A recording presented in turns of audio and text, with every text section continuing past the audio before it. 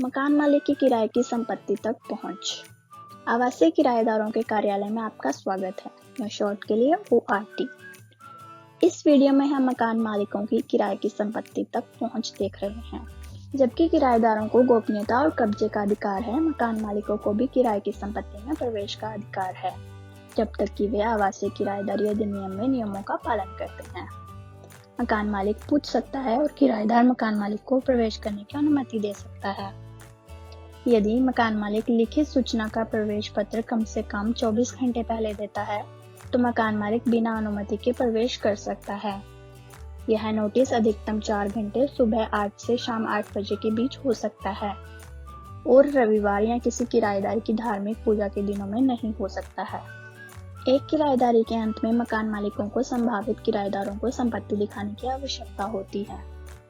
जब तक उनके पास वर्तमान किराएदार की अनुमति नहीं होती है, तब तक एक मकान मालिक यूनिट को न्यूनतम 2 घंटे का नोटिस देकर दिखा सकता है, जो कि किराए की संपत्ति को दिखाने की सामान्य अनुमति हो सकती है या किसी विशेष प्रदर्शन के लिए विशिष्ट हो सकती है। यदि संपत्ति बिक्री के लिए है और संभावित खरीदारों को दिखाई जा रही है, तो 2 घंटे का नोटिस लागू नहीं होता है। उस स्थिति में मकान मालिकों को किराएदार की अनुमति लेनी चाहिए या 24 घंटे का नोटिस देना चाहिए। तो क्या होता है जब एक किराएदार तक नहीं पहुंचा जा सकता है?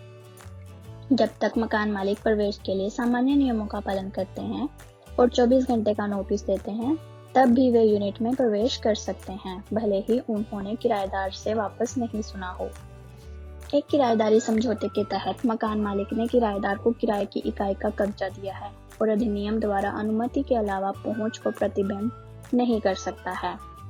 आपसी समझौते के अलावा न तो मकान मालिक और न ही किराएदार किसी भी ताले को बदल सकते हैं और दूसरे को नई चाबी दे सकते हैं। एक किराएदार को संपत्ति से बाहर रखने के लिए ताले बदलना अवैध है।